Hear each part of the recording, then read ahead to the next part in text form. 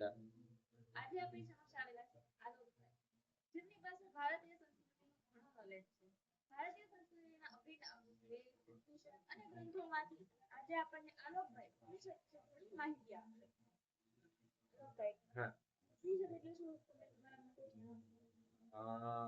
આપણે ત્યાં પહેલેથી જ ગુરુકુલ પદ્ધતિઓ હતી. ગુરુ શિષ્યો ગુરુ પાસે બેસીને અભ્યાસ કરતા.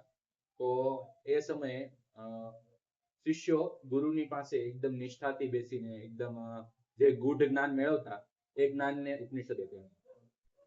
તો ઉપનિષદો એ જ જ્ઞાનનું શ્રુતિ પરંપરાથી આગળ વધીને જ્યારે એ ગ્રંથો બન્યા એમને ઉપનિષદો કહેવાય. ઉપનિષદ વિશે તમે સરસ કહ્યું.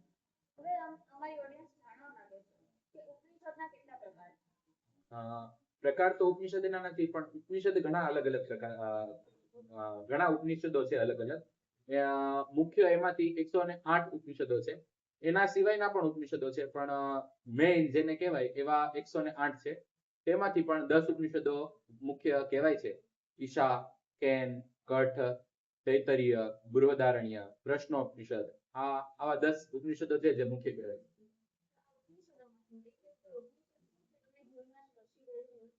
હા, ઈશાવાસ્ય ઉપનિષદ આ જ વર્ષે એ આપણા કોર્સમાં આવ્યું અને એની વિશે આપણે ઊંડી સમજ મેળવી, જ્ઞાન મેળવ્યું.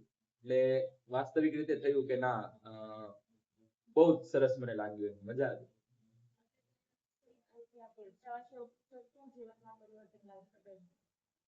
ખૂબ જ સરળ છે. ઈશાવાસ્ય ઉપનિષદ ના મુખ્ય ઉપદેશો આપે છે આપણને, જેમ કે આ સમગ્ર પૃથ્વી ઈશ્વરથી આચ્છાદિત છે. પૃથ્વીના કણ કણમાં ઈશ્વર સમાયેલો છે. તેને તેનો ભુંજીથાનો એક જોરદાર ઉપદેશ એમાં આપવામાં આવ્યો છે કે આ સમગ્ર પૃથ્વી માત્ર તારા ભોગ માટે જ નથી. તું શ્રેષ્ઠ વસ્તુઓ છે બધી, એનો તું ખાલી બસ ઉપયોગ કર, તેનેથી આસક્ત ના થાય, ત્યાગીને ભોગવવું. આવી ગજબની વાત આ ઉપનિષદમાં કરવામાં આવી છે. હવે જીવનમાં એને ઇમ્પ્લિમેન્ટ કરવું હોય તો એક સરસ ઉદાહરણ રૂપે આપણે એને સમજી શકીએ કે એક આપણા જાતને આપણે માળી તરીકે ગણીએ અને આ સૃષ્ટિને બગીચા તરીકે ગણીએ.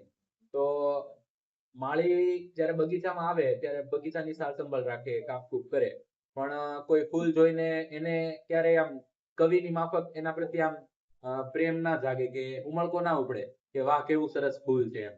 ત્યારે ફૂલ તોડીને કલાકો સુધી બેસી રહે એવું માળી કદાચ ના કરે ક્યારે એમ.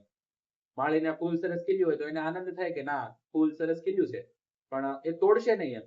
તો એ જ રીતે જો આપણે જીવનમાં અહીંયા કનેક્ટ કરીએ તેને તે એને ભુંજીથા, તો બહુ સરસ વાત આગળ થાય.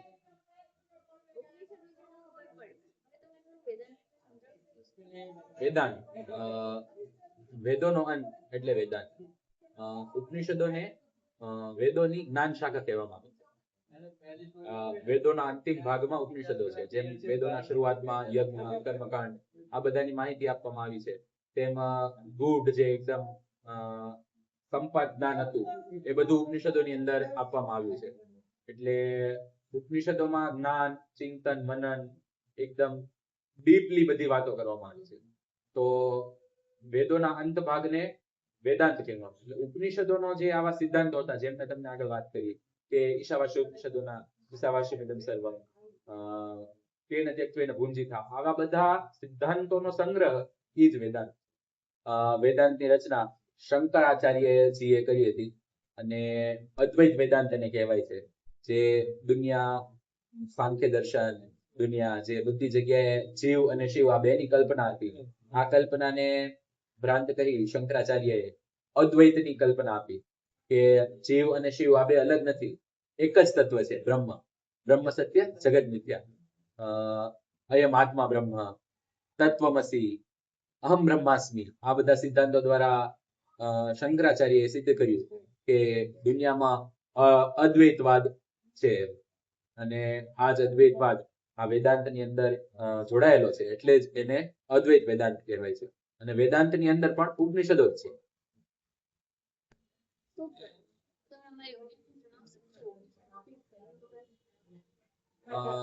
લાગે તો છે કે ઉપનિષદો એટલે આમ એકદમ સંસ્કૃત વસ્તુ હશે, ગૂઢ હશે, અઘરું હશે, સમજવું બહુ મુશ્કેલ પડશે, પણ વાસ્તવમાં કઈ એવું નથી.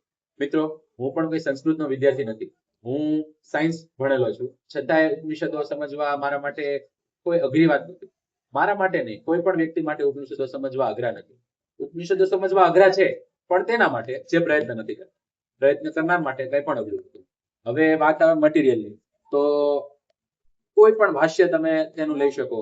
ઘણા ઉપનિષદો ઉપર ઘણા ભાષ્યો લખાણા છે. એમાં શંકરાચાર્યનું ભાષ્ય જો તમે પસંદ કરો તો એ શ્રેષ્ઠ છે, પણ તે જ શ્રેષ્ઠ છે એવું નથી. ઘણા શ્રેષ્ઠ ભાષ્યો લખાણા છે. ભાષ્યોની મદદથી બધી ભાષામાં ભાષ્યો હોય, તમે હિન્દી, ગુજરાતી, મરાઠી, તમને ઇંગ્લિશ, કોઈ પણ ભાષા તમને અનુકૂળ હોય એના ભાષ્ય તમે વાંચીને ઉપનિષદોનો અભ્યાસ કરી શકો. મારા મતે ઉપનિષદોનો અભ્યાસ આજની આપણી યુવા પેઢીએ તો કરવો જ જોઈએ.